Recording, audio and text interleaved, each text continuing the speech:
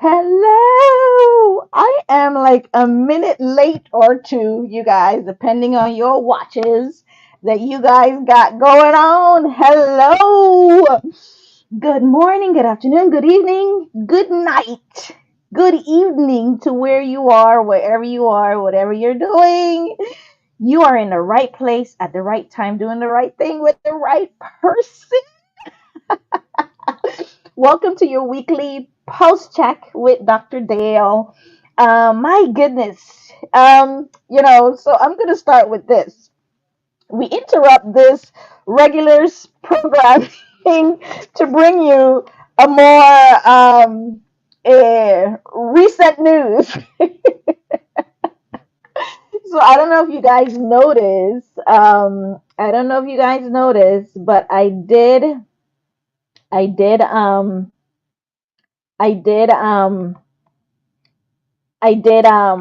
my goodness. Wait, I don't think I'm live on Instagram.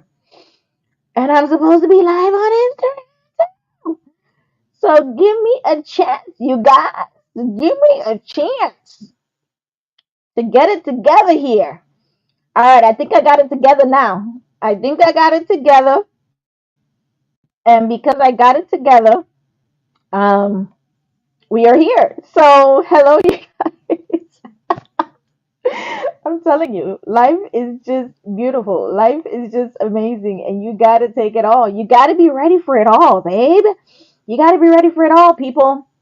So, I'm going to just jump right in here. So, we're interrupting our regular, this month, this entire month of July, we've been talking about emotional intelligence and AI. So, we talked about EI and AI. I just love saying those. EI, AI, emotional intelligence and artificial intelligence, right? So, all this month, we've been talking about that and how you can leverage it, right?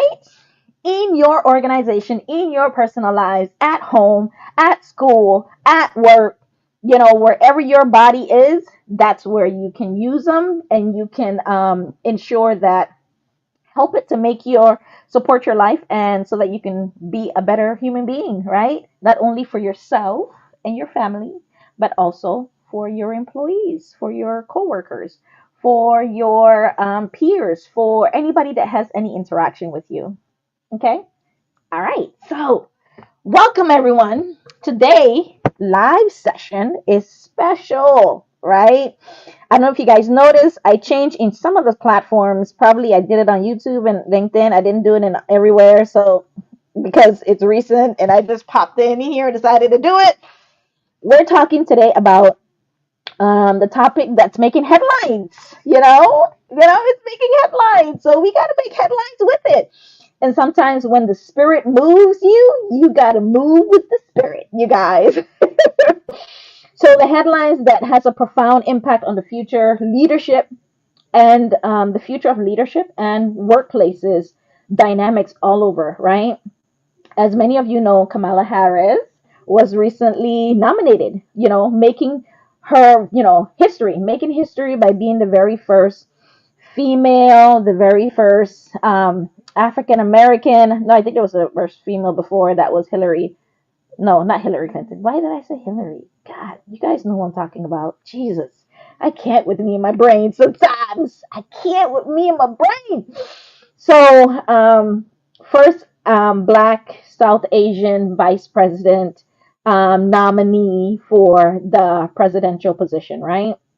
One of the very highest position, what the highest position that she is going for. So our title today, instead of EQ and AI, the rise of EQ and AI in the workplace, we're kind of switching it just a little bit, and we're doing the rise of diverse leadership inspired by Kamala Harris nomination.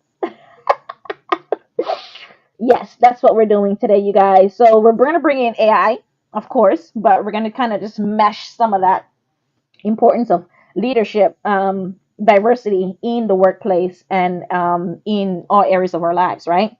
This milestone with Kamala being nominated is not just significantly political, right? Because it can get icky.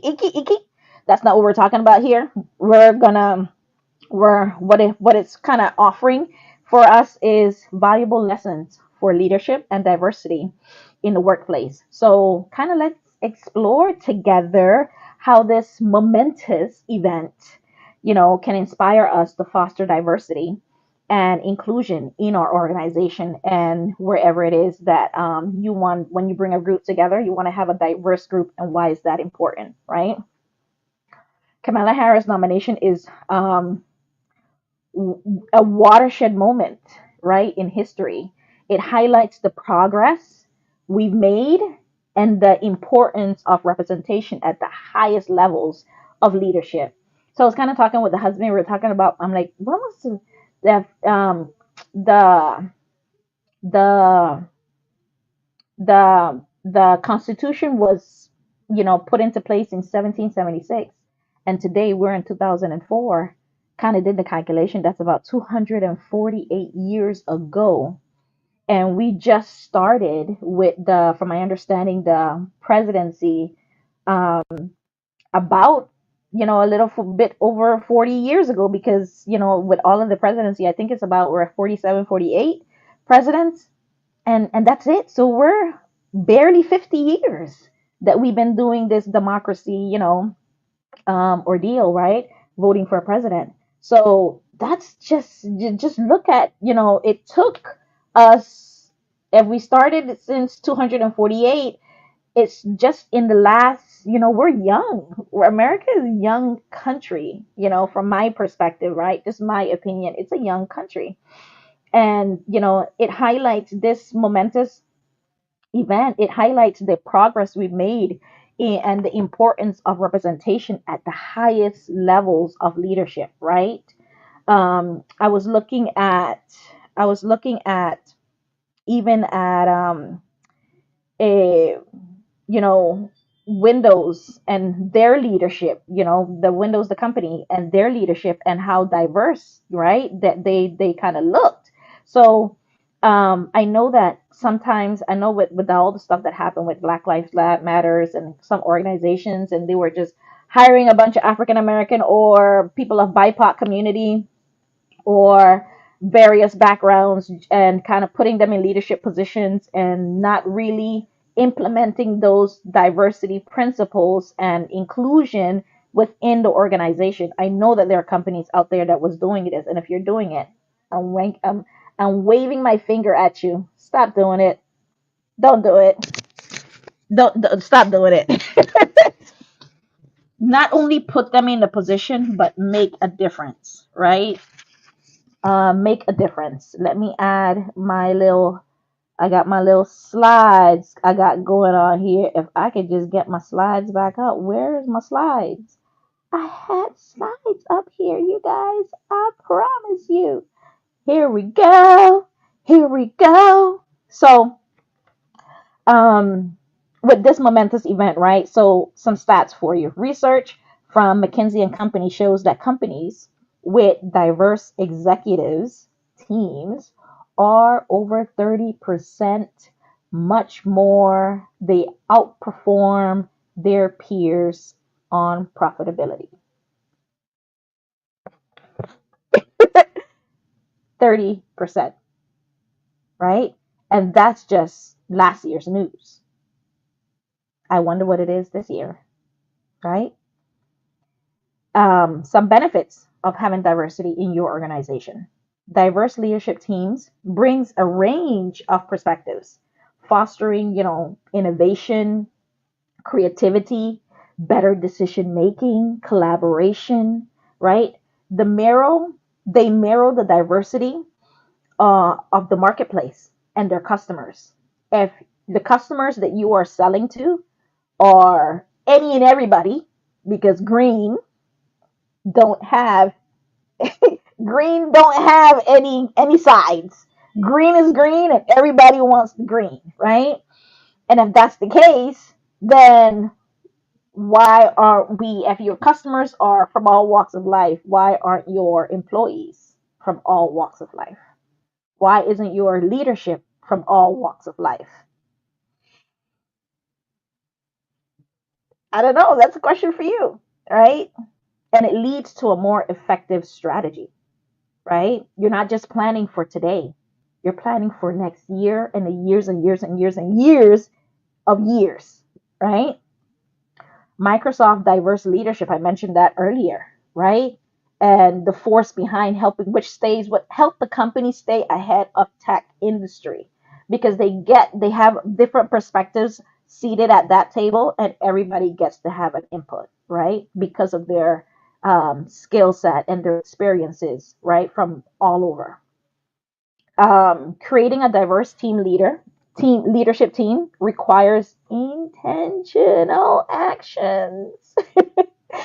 This includes implementing unbiased recruitment processes, promoting from within, um, ensuring that leadership development programs are accessible to all, not only saying go do that leadership program, go to that training, give them the opportunity to do it. If you're burying them with projects and work, when are they going to do it? You need to give your workforce opportunities so that they can learn and see what's next, see what's out there, opportunities for their position, and in return, opportunities for your organization, right? And of course, so now that's the perspective on the importance of leadership, of having diverse leadership. Now we're gonna go. You guys know I got to talk about my emotional intelligence. You know it, you know it. So the role of EQ in a diverse team, right? Emotional intelligence is crucial, right? That's my motto. That's what I preach. That's what I talk about. And it helps you manage diverse teams, right? It gives you that patience that you need, that empathy, that understanding, that wait, don't jump down at his throat, take a beat. It enables leaders to understand and appreciate different perspectives, fostering a culture of inclusion and respect, civility, kindness. It's a thing.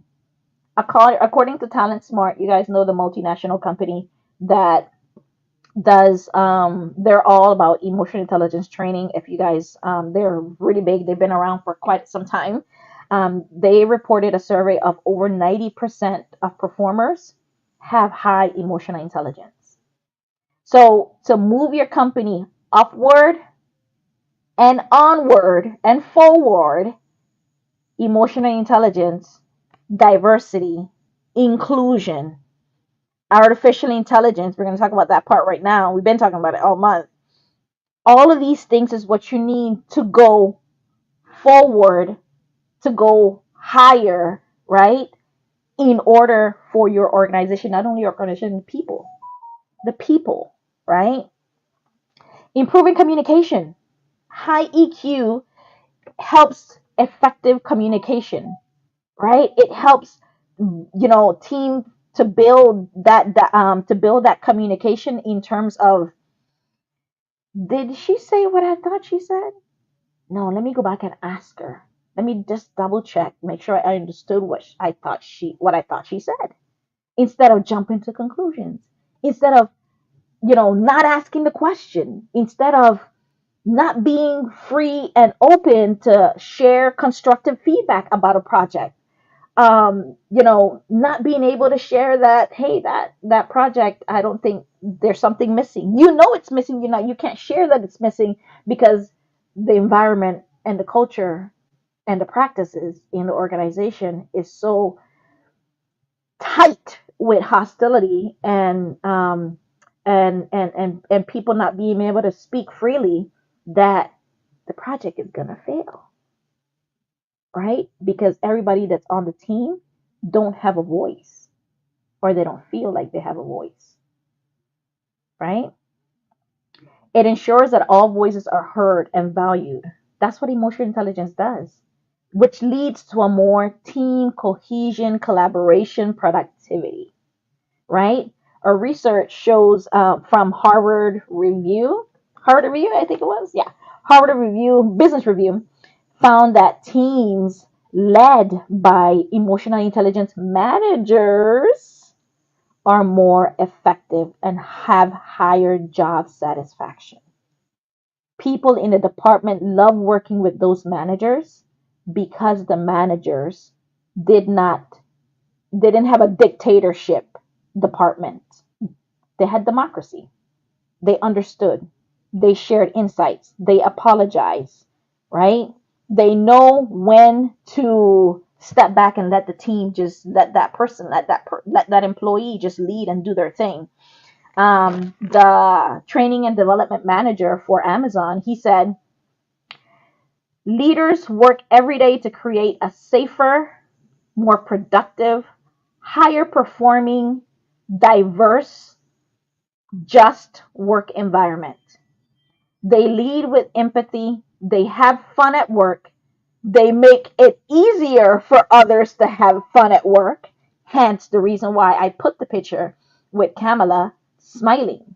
Because if employees or people in your environment are smiling, that says a lot about your environment. Are they naturally, organically, are they really smiling and interacting with each other?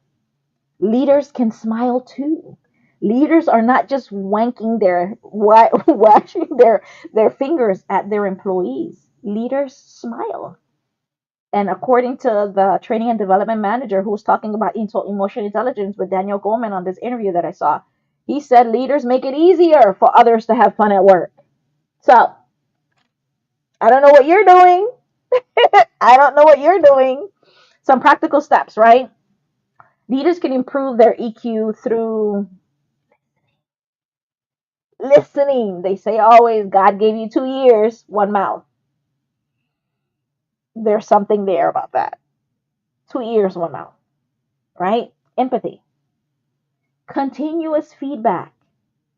The feedback is not you just telling the employees how great of a job or not so great of a job that they're doing, but it's also the employee letting you know, hey, I didn't like the way that you kind of spoke to me. You kind of yelled at me. You disrespected me. Was that really necessary? You know what I mean? Can they say that to you? Can they say that to you?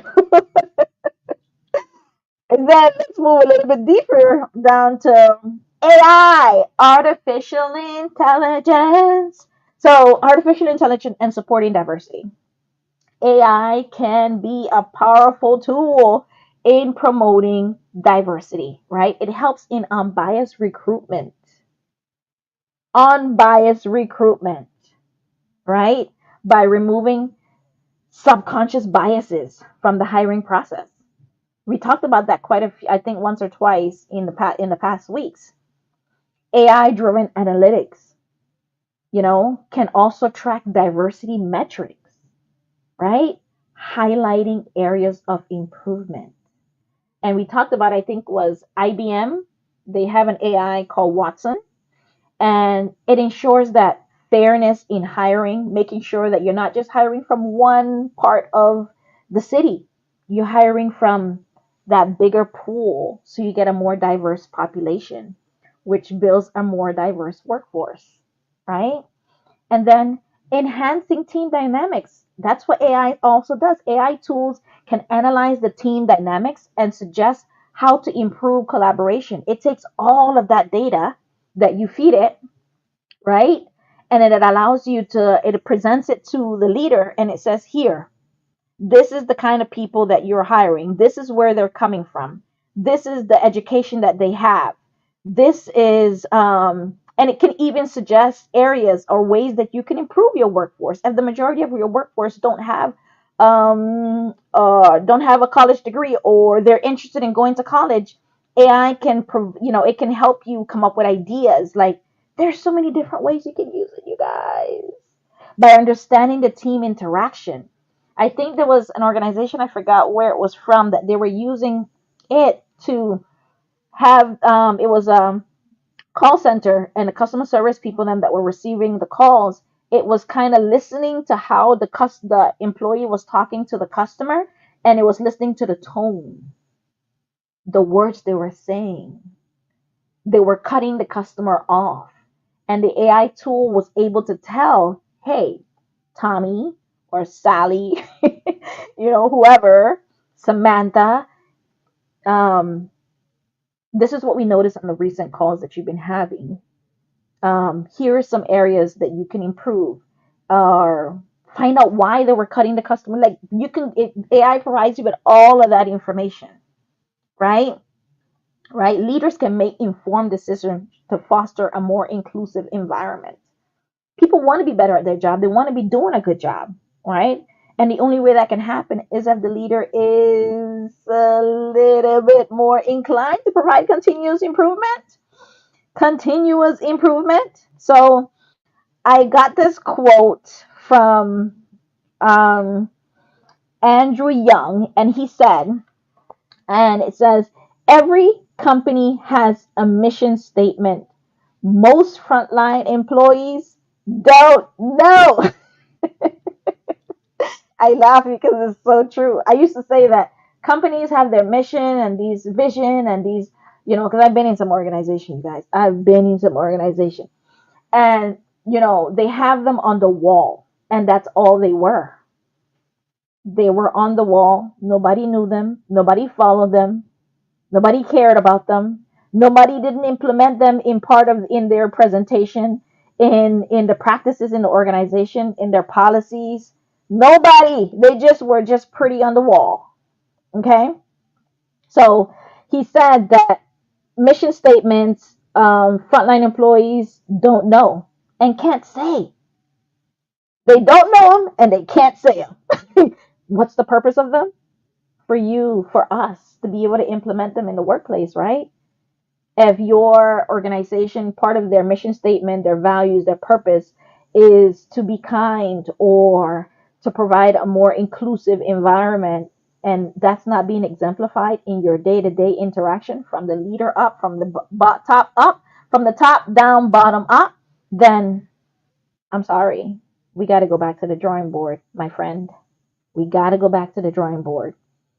He says, senior leadership is the face of the company. Senior leadership, senior leadership is the face of the company for middle management. And middle management is the face of the company for frontline employees. And of course, the frontline employees are the face of the company for the world. Senior leadership is the face of the company based on how they're treating their middle managers. Their middle managers, how the managers are treating their frontline employees is how these employees are going to treat the world, the customers, the clients, the patients, all of that.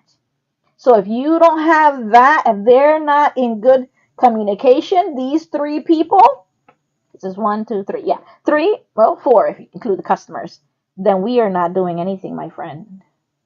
We are not doing anything, right? So, um, with that being said, let's go back to some practical applications, right? Practical applications for you.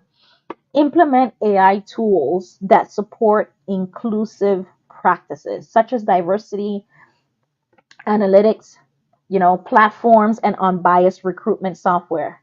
Regularly review them because if they worked this year summer, next year summer they may not, because the environment, the market, the people, the workforce, things have changed. So you got to review them regularly. You can say that you have them and you've done them and you're using them, but if you haven't updated it in years, not years, years, then it's time for some adjustment, right? And I welcome that. I welcome that for you. I welcome that for you. Let me make sure that I'm not because sometimes I miss the comments and stuff. And I can do that, you guys. Don't penalize me for that. Don't penalize me for it. So, yeah. Okay. So, here's some actionable call to action for you to make sure the takeaway, right? What are we taking away from all of this? To wrap up, Kamala Harris nomination is more than just a political milestone. It's a powerful reminder, right?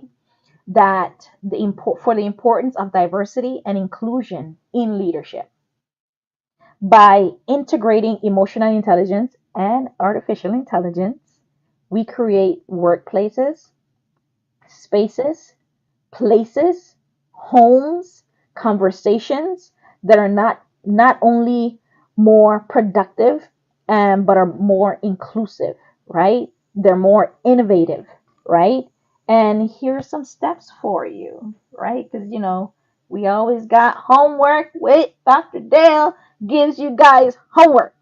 So balance technology and humanity by investing both in AI and EQ training. There was a training about 2 weeks ago that I did with Mind Valley. If you guys don't know the training that I did, and I've been following them for quite some time. Mind Valley is a whole leadership mindfulness organization.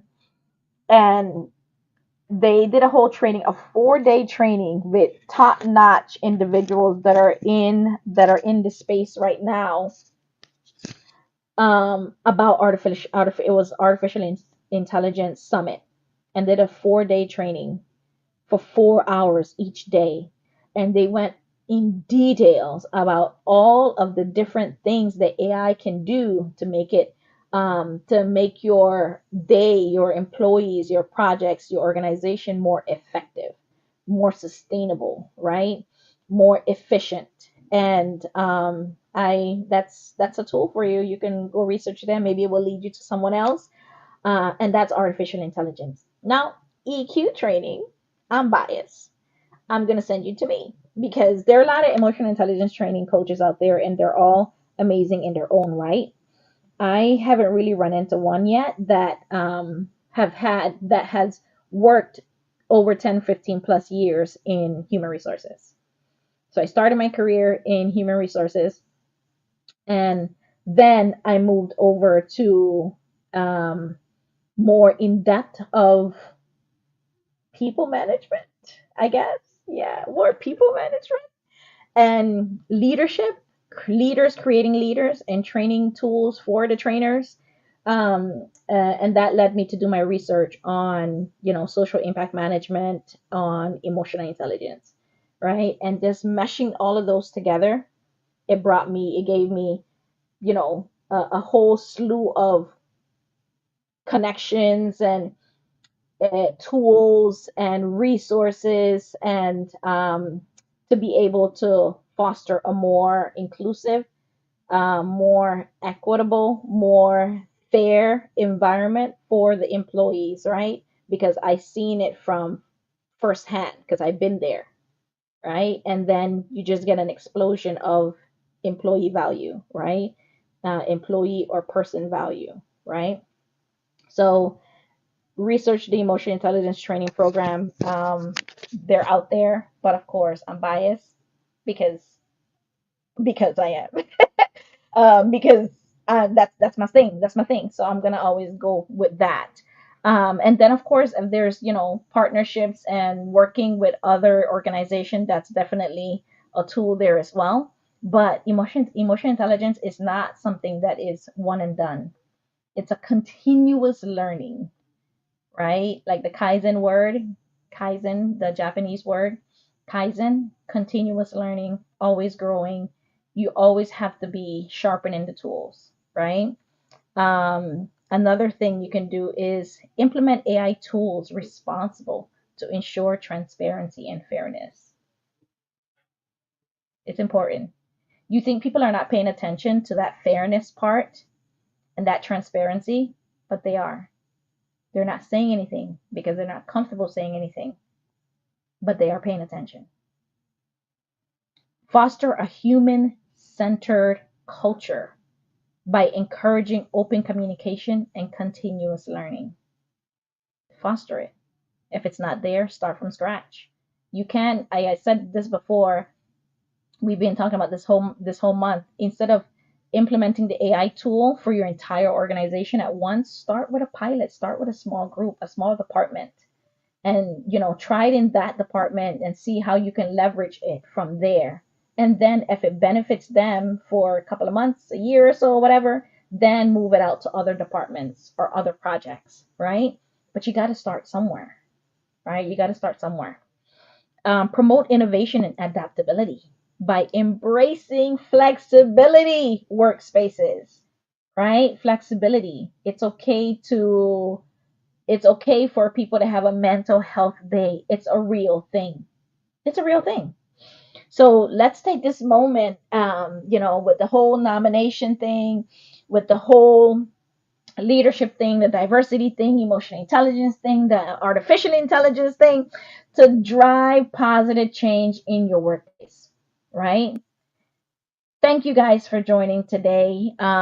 Let's continue this conversation. Next week, I have Jerice. I hope I'm saying her name right. Jerice.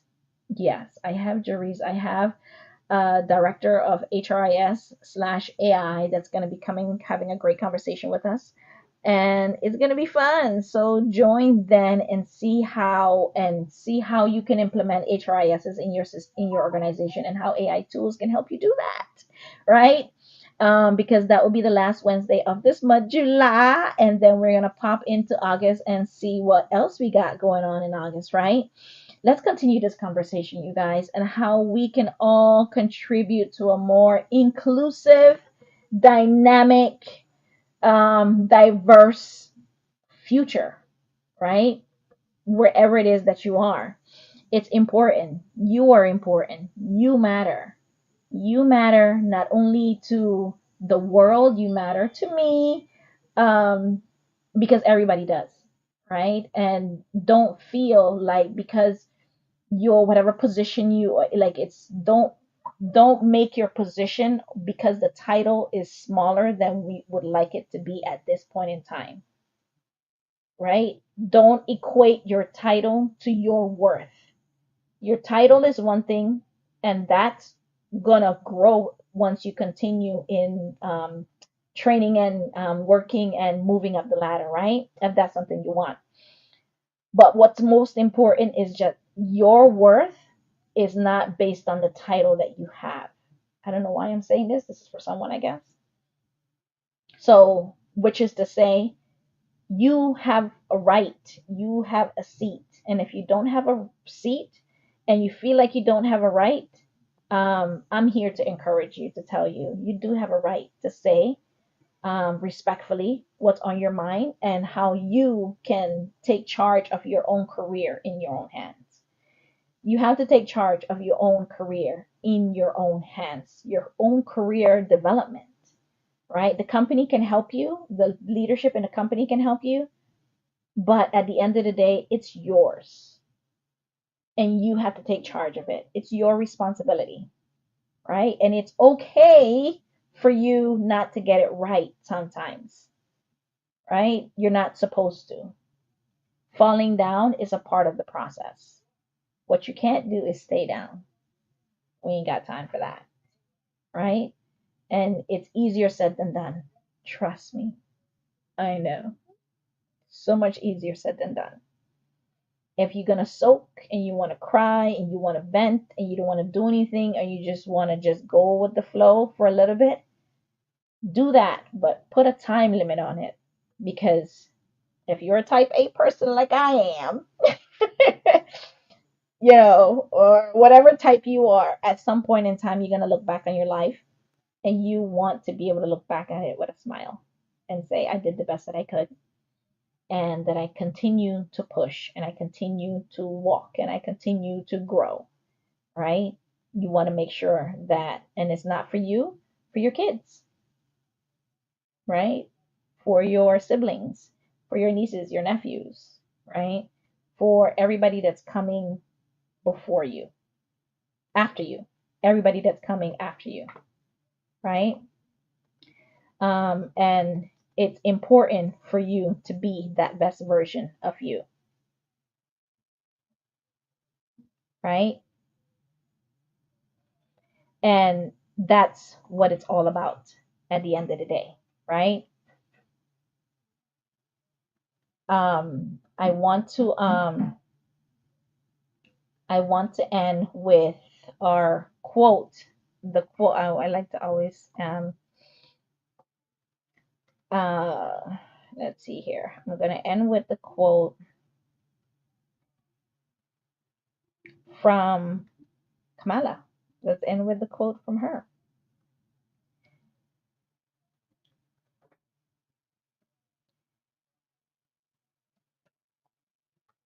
And we're just going to leave it there. Okay? So,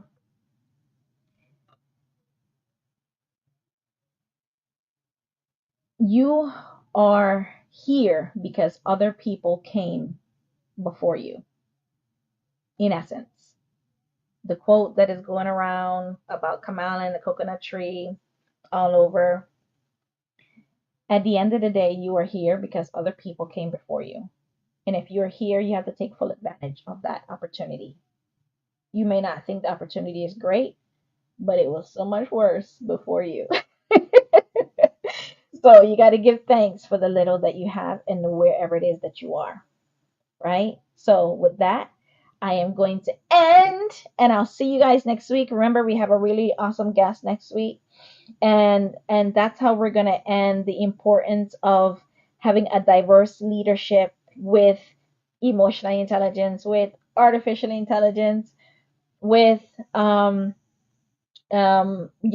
just, inspired by the Kamala Harris nomination. And we kind of did all that already. So thank you guys, and I'll see you guys next week.